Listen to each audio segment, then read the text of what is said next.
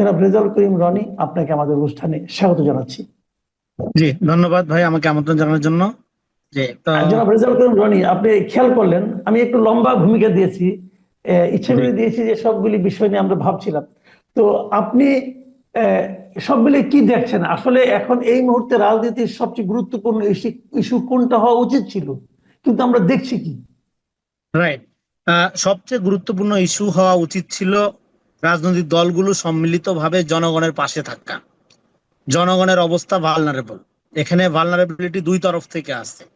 এক হলো এখানে বিপুল পরিমাণ আওয়ামী লীগের সমর্থক, নেতাকর্মীরা তো পালাতক, যারা আপনার লুটপাট খুন এবং অপরাধের সাথে জড়িত তারা তো পালাতক, কিন্তু বিপুল পরিমাণ সমর্থক তারা রয়ে গেছে এবং ইস্টাবলিশমেন্ট রয়ে গেছে। দিক থেকে লম্বা সময় ধরে জানি তারা রয়ে গেছে এবং তারা এখন পর্যন্ত ক্ষমতায় না আসতেই বা নির্বাচন হওয়ার পরে তো তারা ক্ষমতায় না আসতেই তারা যেইভাবে ক্ষমতা কেন্দ্রিক আচরণ শুরু করছে বা ক্ষমতার প্রতিযোগিতা শুরু করছে, সেটা খুবই দুঃখজনক। এবং এর ফলে যেটা হয়েছে, অভ্যুত্থানের মধ্যে দিয়ে যে ঐক্যটা আমরা দেখেছিলাম, সেই ঐক্যটা এখন একটা আপনার প্রতিযোগিতার রূপ নিয়েছে। এক দল আরেক দলের বিরুদ্ধে এমন ভাবে মানে আপনার প্রতিযোগিতা করছে, কে কত খারাপ এটা প্রমাণ করাই যেন একটা রাজনৈতিক বিষয় আকারে হাজির হয়েছে। কে কত বড় চাঁদাবাজ, কে কত বড় দুর্নীতিবাজ, কে কত বড় ঘুষখোর, সেই প্রতিযোগিতায় আমরা চলে গেছি। অথচ আমাদের দরকার ছিল 5 তারিখে যে কমন ভিক্টিমহুডের জায়গা থেকে যে এরকম একটা গণ অভ্যুত্থান হলো, গণ অভ্যুত্থানের পরে 5 থেকে 8 তারিখ দেখবেন যে জনগণের মধ্যে যে সহমর্মিতা, সহানুভূতি, একজন আরেকজনের পাশে থাকা, দাঁড়ানো, হ্যাঁ, সেইটার সেইটার যে স্পিরিটটা, সেটার সেটা যখন একটা ক্যাবিনেট মুখী হয়ে গেল, ক্যাবিনেট গঠন, কে ক্ষমতার দিকে থাকবে, হ্যাঁ, কার লোকজন কোন পদে যাবে, এই প্রতিযোগিতায় যখন গেল, তখন যারা জীবনের মায়া ত্যাগ করে আন্দোলনে গেলেন তাদের সাথে আন্দোলনটার তখন থেকেই বিচ্ছিন্নতা শুরু হয়েছিল এবং এই বিচ্ছিন্নতা এখন একটা পুরাপুরি হতাশায় উপনীত হয়েছে। ফলে এখন এই মুহূর্তে বাংলাদেশের জন্য জরুরি স্ট্যাবিলিটি। আমরা সবাই বড় বড় কথা বলি, আমরা সবাই বড় বড় সংস্কারের কথা বলি, কিন্তু জনগণের ডে টু ডে লাইফ, সাধারণ মানুষের ডে টু ডে লাইফ, হ্যাঁ, একই রকম রয়ে যায়। এই জন্য যেটা বলা হয় পপুলারলি, বিপ্লব হোক বা না হোক, জনগণের ভাগ্য পরিবর্তন খুব কমই হয়। ক্ষমতাটা এলিট শ্রেণীর হাতেই থেকে যায়। Always power captured by elite. এই যে মডেলটা, বাংলাদেশের সমস্যা কোথায়? বাংলাদেশের সমস্যা হলো ক্ষমতাকে, রাষ্ট্রীয় ক্ষমতাকে আমরা পার্সন আকারে চিন্তা করি এবং ওই রাষ্ট্রীয় ক্ষমতার কাছাকাছি যাওয়ার জন্য আমরা সবাই প্রতিযোগিতায় লিপ্ত হয়েছি। রাষ্ট্রকে আমরা একটা সেবামূলক প্রতিষ্ঠান এখনো পর্যন্ত বানাইতে পারিনি। রাষ্ট্র একটা লুটপাটের সিন্ডিকেট। এই সিন্ডিকেটে সাথে কে সম্পর্কিত হবে, কে সম্পর্ক স্থাপন করতে পারবে, সেটাই হয়ে যায় প্রতিযোগিতার বিষয়। ফলে এই মডেলটাই 5 তারিখের পরে আমরা অবসান চাইছিলাম। আমরা চাইছিলাম রাষ্ট্র একটা সেবামূলক জায়গায় যাবে। কেউ আপনার এখানে সমস্ত দল মত নির্বিশেষে একটা নাগরিক অধিকার ভিত্তিক একটা রাষ্ট্র আমরা চাইছিলাম, কিন্তু সেটা লক্ষণ দেখা যাচ্ছে না। কারণ সেটা চাওয়ার জন্য যেই ধরনের রাজনৈতিক কালচারের ভিতর দিয়ে আমাদের যেতে হয়, অভ্যুত্থানের পরে আমরা সেই কালচার দিকে যাচ্ছি না। নতুন পুরানা, ইভেন নতুন দল যেটা অভ্যুত্থানের ভিতর থেকে উঠছে, তারাও পুরানা কালচারের মধ্য দিয়েই আপনার কিন্তু পথ চলতেছে। ফলে এইটা, এই জন্য আমাদের 5 তারিখের এই ব্যাপারটা আমরা সবাই মুখে বলি, কিন্তু এর ফলে যে নতুন রাজনীতিটা দরকার, সেটা তো শুধু মুখে নতুন বলতে বা নতুন বন্দোবস্ত বললেই হবে না। তার জন্য তো আপনার পুরা রাজনৈতিক সংস্কৃতির যে পরিবর্তন, সেটা তো রাজনীতিবিদদের করে দেখাতে হবে। সেটা করে দেখানোর প্রথম প্রক্রিয়া ছিল জনগণের সাথে সম্পর্ক স্থাপনের প্রতিযোগিতা করা। কিন্তু জনগণের সাথে সম্পর্ক স্থাপনের প্রতিযোগিতার চেয়ে আমরা দেখছি ক্ষমতার সাথে সম্পর্ক স্থাপনের পুরানা যে রাজনৈতিক প্রতিযোগিতা, সেইখানে রাজনৈতিক দলগুলো ব্যস্ত। আচ্ছা, এখানে আরেকটা প্রসঙ্গ ইদানিং খুব বেশি বেশি উঠছে, সেটা হলো জুলাই সনদ। এই জুলাই সনদ নিয়ে অনেকে মানে যেমন বিএনপি কিছু কিছু ক্ষেত্রে মানলেও জামায়াত এবং এনসিপি কে দেখি তারা বলছে যে তারা এগুলি কিছু কিছু বিষয়ে তারা আপত্তি আছে। এবং এই জুলাই সনদটা আসলে কি হবে, এটা কেন, এটার মধ্যে কি থাকবে, এই সম্পর্কে আমাদের দর্শকদের একটু ধারণা দিতে পারবেন? জুলাই জুলাই সনদ তো একটা, এটা নিয়ে আমরা প্রথমেই কথা বলছিলাম। জুলাই সনদ একটা হওয়ার দরকার ছিল, যেটা এটা দুইটা জিনিস আছে এখানে। একটা হলো জুলাই ঘোষণাপত্র, আর একটা হলো জুলাই সনদ। এখন জুলাই ঘোষণাপত্র যখন তারা দিতে গিয়ে দেখলো যে এখানে জুলাই ঘোষণাপত্রে এক এক শ্রেণীর বা এক দলের মতাদর্শ বেশি প্রাধান্য পাচ্ছে, তাদের রাজনীতির অনুকূলে সেখানে তারা মানে কি বলবো, সেই ধরনের বয়ান বক্তব্য তারা হাজির করার চেষ্টা করছিল। ফলে তখন এটা নিয়ে আপত্তি উঠলো অন্য দলগুলো। ওকে, তখন সরকার বলল ঠিক আছে, তাহলে জুলাই ঘোষণা বাদ, আমরা সরকারি ভাবে হ্যাঁ এই যে সংস্কার কমিশন গুলো করেছি, এই সংস্কার কমিশনের মতামত গুলোতে, প্রস্তাবনা গুলোতে কে কতখানি রাজি তার আলোকে আমরা নিজেরাই দিব। ওকে, তখন রাজনৈতিক দলগুলোর মধ্যে যে বিভেদ বা ধরেন যে বিভাজন জুলাই সনদকে কেন্দ্র করে তৈরি হচ্ছিল, এটার একটা আপাত অবসান হলো। তারপরে এইভাবে 1 বছর প্রায় চলে গেল। 1 বছর পরে এখন এসে সরকার বলল যে এটা আমরা নিজেরা করব। হ্যাঁ, এইভাবে তখন তারা একটা খসড়া কয়েকদিন আগে দিয়েছে। এই খসড়া, এখন এই খসড়াটা তার বিএনপি এবং জামাত এবং এনসিপি তারা বলতেছে এটা তারা মানতেছে না, এবং বিএনপি বলছে ঠিক আছে আমরা একমত। এটা খসড়া, ফলে এটা দ্বিমত করার সুযোগ আছে, এনসিপি জামাত দ্বিমত করতেই পারে। কিন্তু আমরা যেটা বলতে চাই, জুলাই সনদটা হতে হবে জাতীয়।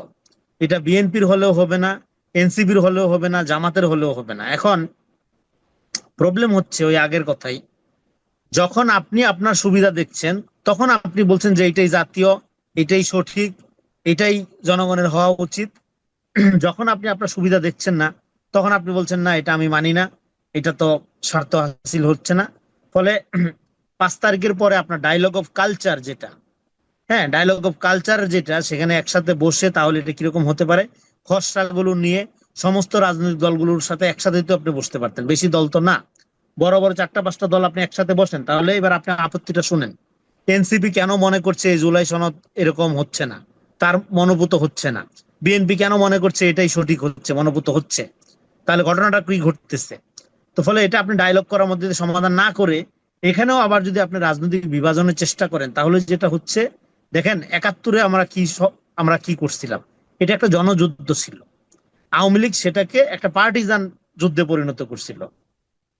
আপনি 24-এও যদি একই ঘটনা ঘটান, এটা তো একটা ভাই জাতীয় ইভেন্ট ছিল। এখানে দল, এটা একই সাথে সর্বদলীয় এবং নির্দলীয় একটা মুভমেন্ট ছিল, গণ অভ্যুত্থান ছিল। এখন আপনি যদি জামাত যদি মনে করে তার পলিটিক্স এর সুবিধা অনুযায়ী 71-কে আওয়ামী লীগ যেভাবে ন্যারেট করেছে, হ্যাঁ 24-কে জামাত যদি ওইভাবে ন্যারেট করে, এটাকে একটা ইভেন্ট তৈরি করে, হ্যাঁ সে তার ইতিহাস নতুন করে তৈরি করে এখান থেকে সে রাজনীতি আবার মেইনস্ট্রিম হওয়ার চেষ্টা করবে, বা এক ধরনের হিস্ট্রিসিটি তৈরি করার চেষ্টা করবে, এটা তো হবে না। এই ন্যারেটিভ পলিটিক্স তো পরাজিত হয়েছে, 54 বছরের ন্যারেটিভ এখানে টিকে নাই। এখন আমাদের একটা ভ্যালু বেজ রাষ্ট্র লাগবে, একটা নাগরিক ভিত্তিক রাষ্ট্র লাগবে। এখানে দল যার যার থাকুক, রাষ্ট্র সবার প্রতি ইনসাফ করবে। আমার দল কোনোদিন ক্ষমতা না গেলেও রাষ্ট্র আমার প্রতি বেইনসাফি করবে না।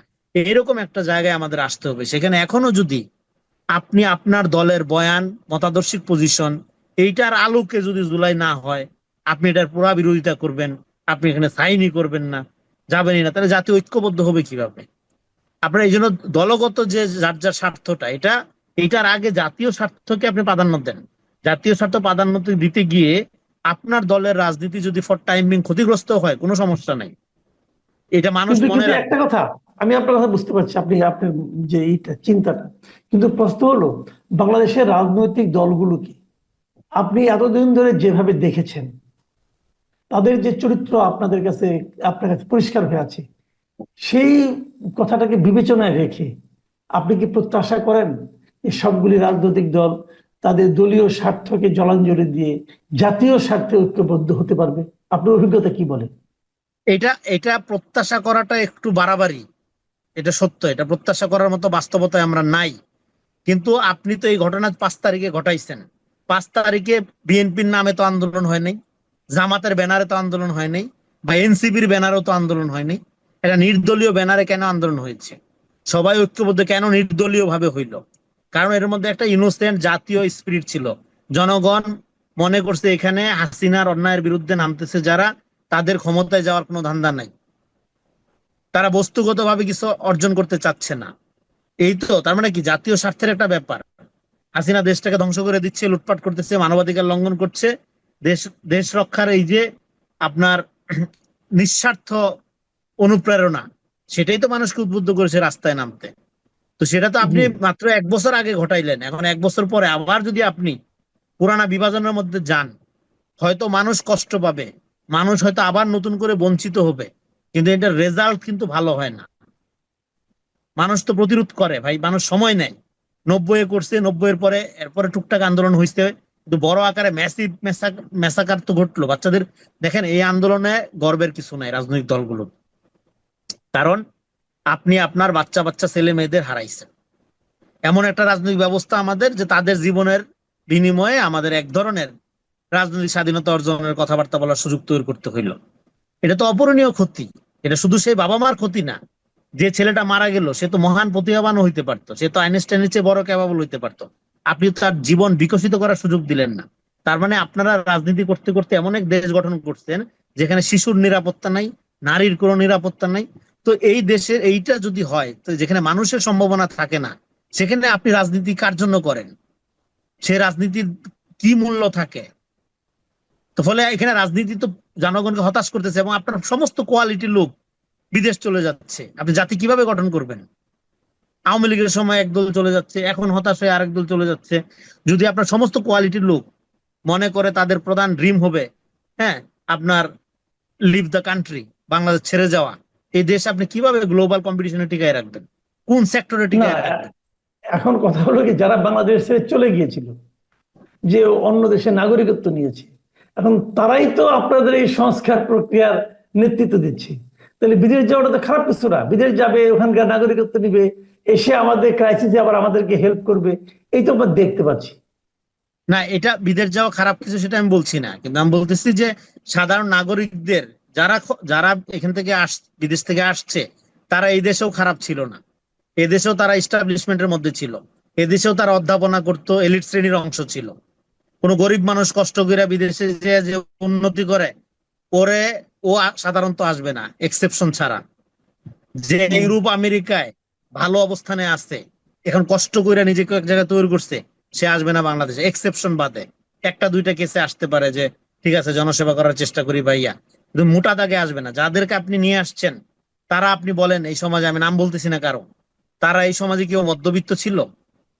সবাই এলিট ক্লাসের অংশ ছিল। তো আপনি হুম। মানে এমন জনগণের পেইনটা, বেদনাটা তারা যে বুঝবে না, এতে তো অবাক হওয়ার কিছু নাই। এবং আচ্ছা, এইভাবে একটা একটা কথা বলেন। আমলাতান্ত্রিক প্রক্রিয়ায় হুম। সংস্কার পৃথিবীর কোন দেশে সফল হয়েছে? ধরেন এখানে সব হুম। এদের উদ্দেশ্য ভালো, সব সৎ, কিন্তু আপনি যখন ডে টু ডে জনগণের ক্রাইসিস গুলোকে ওভারলুক করে পুরা সংস্কার প্রক্রিয়াটাকে একটা আমলাতান্ত্রিক ব্যাপার করলেন এবং নির্বাচন সংস্কার মুখোমুখি দাঁড় করাইলেন, এন্টার ডেমোক্রেটিক প্রসেসকে আপনি আন্ডারমাইন করলেন, সেটার ব্যাপারে জনগণ আস্থা রাখবে কিভাবে? তাহলে হাসিনাও এখন তো এই বলতো, সংস্কার। মানে আপনার জি। ভালোটা আমার ভালোটা হাসিনা দেখে দিত না, আমার ভালোটা আমার দেখতে দিতে হবে। আমি আমার ভালোটা বুঝি ভালো, আপনার বোঝার দরকার নেই। আপনি যত যে জায়গাতে, আপনি মঙ্গল গ্রহ থেকে আসলেও লাভ নাই তো। যে কথা আপনি বললেন যে সংস্কার এবং নির্বাচনকে মুখোমুখি দাঁড় করিয়ে দেওয়া হয়েছে, তাহলে এখন এই মুখোমুখি দাঁড় করানোতে এখন নির্বাচনটা কি মানে আপনার কিছুটা অনিশ্চয়তার মধ্যে পড়ে গেল? নির্বাচন অনিশ্চয়তার কোনো সুযোগ নাই। দেখেন এই গভর্নমেন্ট সম্মিলিত মতামতের ভিত্তিতে বা সব দল মিলে গঠন করছে, তাই না? ফলে এই সরকার সফল হইলে এর দায়ভার সবারই, মানে এর ক্রেডিট সবার যেমন থাকবে, ব্যর্থ হইলে দায়ভার কম বেশি সবার ঘরেই যাবে। কিন্তু এই সরকার যদি একটা ভালো নির্বাচন মানে ভোটাধিকার প্রয়োগ করার মতো একটা নির্বাচন দিতে পারে, আমি মনে করবো এই সরকার সফল। এখন অবস্থা যে জায়গায় গিয়ে দাঁড়াইছে, নির্বাচনই বরং সবচেয়ে বড় সংস্কার হবে এটা দেখা যাচ্ছে। যদি একটা অ্যাকাউন্টেবল নির্বাচন করা যায়, সেইটাই সবচেয়ে বড় সংস্কার হবে। কারণ পুরা সংস্কারগুলো দেখেন, যে সংস্কারগুলো আপনার সবচেয়ে জরুরি, যেমন আপনার কৃষি প্রধান দেশ, আপনার ফুড সিকিউরিটির অবস্থা ভয়াবহ, আপনার কৃষি সংস্কার লাগবে না? আপনার কৃষি জি। সংস্কার কমিশনই নাই। তো আপনার আবার যে সংস্কারগুলোর ক্ষেত্রে রাজনৈতিক দলগুলো মতামত নাই, পুলিশ সংস্কার কমিশন, পিএসসি, সচিবালয়, এগুলো ঠিকঠাক করা, সেগুলো আপনি 1 বছর লাগে কেন? 1 বছরে তো আপনি কিছুই করেন নাই। তার মানে এটা তো মিন করতে হবে আপনার, মানে শুধু কাগজে কলমে বলা, বড় বড় কথা বলা, এটা তো আপনি মিন করতে হবে। ফলে এখন যে জায়গায় যাচ্ছে, এটা আজকে তো ধরেন আলোচনা হচ্ছে যে পৃথিবীর বিভিন্ন দেশে দেখা গেছে অন্তর্বর্তীকালীন সময়টা যত লম্বা হয়, সংকট তত ঘনীভূত হয়, সমস্যা তত ঘনীভূত হয়, এনার্কি তত হুম। বাড়ে। হ্যাঁ, এগুলো তো দেখা যাচ্ছে, এগুলো তো নতুন কিছু না। ফলে এরা এত এত জ্ঞানী লোক, এত এত জায়গা থেকে আসছে, তারা এটা জানে না যে ক্ষমতার সাথে জনগণের সম্পর্ক যদি তৈরি না হয়, সেই ক্ষমতার লেজিটিমেসি তৈরি হয় না। জি। তাহলে এখন আপনি কি মনে করেন, নির্বাচন, যে নির্বাচনের তারিখ নিয়ে যে একটা মানে সংকট হয়ে গেছে, আপনি কি মনে করেন অনেকে নির্বাচন, বলছে? আমি I got your point Kamal ভাই, আমি বলি হ্যাঁ, দেখেন, হ্যাঁ, হ্যাঁ। আপনি যদি গণতন্ত্র মিন করেন, হুম। নির্বাচনে যদি আপনি 1 ঘন্টাও দেরি করেন, এটা জাতির জন্য অপূরণীয় ক্ষতি। কারণ আপনি গণতন্ত্রের ইন্ডেক্সে নাইমা যাচ্ছেন তো ডে বাই ডে। হুম। ফলে নির্বাচন ডিসেম্বর জানুয়ারি, আজকে কালকে পরশু না, যত তাড়াতাড়ি আপনি দিতে পারেন তত আপনি আগায় গেলেন, যদি আপনি গণতন্ত্র মিন করেন। গণতন্ত্র মিন করলে আপনাকে সরাসরি জনগণের সাথে ক্ষমতার সম্পর্ক তৈরি করতে হবে। সেটা কি করবেন? প্রত্যক্ষ ভোটের মাধ্যমে করবেন। আবার সাজানো পাতানো আওয়ামী টাইপের নির্বাচন হইলে হবে না। কৃষি শক্তির ব্যবহার, টাকা ছড়াই দিয়া বাজার, আপনার কি বলে যে মাঠ ম্যানুভারিং করা, সোশ্যাল মিডিয়াতে হাইপ তোলা, এগুলো না। রিয়েলি জনমত জনমত প্রতিফলিত হয়, জনগণ তার সার্বভৌম অধিকার প্রয়োগের এখতিয়ার হিসাবে ভোট প্রয়োগ করতে পারে, যার সিল মারা না, জি ভোট জি, প্রয়োগ বুঝতে করতে পেরেছি। পারে। এরকম একটা নির্বাচন যদি আপনি 1 ঘন্টা আগেও দিতে পারেন, সেটা জাতির জন্য অসম্ভব মূল্যবান, অসম্ভব গুরুত্বপূর্ণ। কারণ গণতান্ত্রিক জি ইন্ডেক্সে আপনি আগায় গেলেন। ফলে ডেট জি, নিয়ে অনেক যে ধন্যবাদ। আলাপটা, জি ডেট জি, নিয়ে যে ডেট নিয়ে। আলাপটা, এটা জি তো আপনার, এটা এর চেয়ে ফালতু আলাপ আর হয় না। আপনি যত দ্রুত পারেন আপনি যদি গণতন্ত্র মিন করেন, আর যদি আপনি গণতন্ত্র মিন না করেন, আপনি আপনার মতো ক্ষমতায় যেভাবে খুশি থাকেন, অসুবিধা নেই। দেশের 12টা বাজুক, কোনো সমস্যা নেই। এই তো ফর্মুলা। দেশের 12টা বাজে সমস্যা থাকবে না কেন? ঠিক মানে আছে। আপনি যদি গণতন্ত্র মিন করেন, আপনি নির্বাচনের জি ডেট জি, নিয়ে কথা বলবেন কেন? রাইট আপনি তো রাইট। 1 সেকেন্ডও সময় নষ্ট করবেন না। আপনার জি গণতান্ত্রিক ইন্ডেক্সে তো আপনার ন্যাশন ক্ষতিগ্রস্ত হচ্ছে। রাইট। কথাটা তো মানে কথাটা তো নির্বাচন এই জায়গা থেকে বলা। নির্বাচন যত দেরিতে হবে গণতন্ত্র ততই পর্যুদস্ত হবে। এটি হলো রাইট। মূল বক্তব্য। প্রিয় দর্শক, আপনারা শুনলেন জনাব রেজাউল করিম রনির বক্তব্য নির্বাচন নিয়ে, গণতন্ত্র নিয়ে, এবং ক্ষমতা কিভাবে এলিট শ্রেণীর হাতে আলটিমেটলি থেকে যাচ্ছে। সবশেষ সংস্কার নিয়ে ওনার যে বক্তব্য, যে আমলাতান্ত্রিক প্রক্রিয়া যে সংস্কার হচ্ছে, এটা মানে সফলতা নিয়ে কিন্তু আলটিমেটলি সন্দেহ থেকেই যাচ্ছে।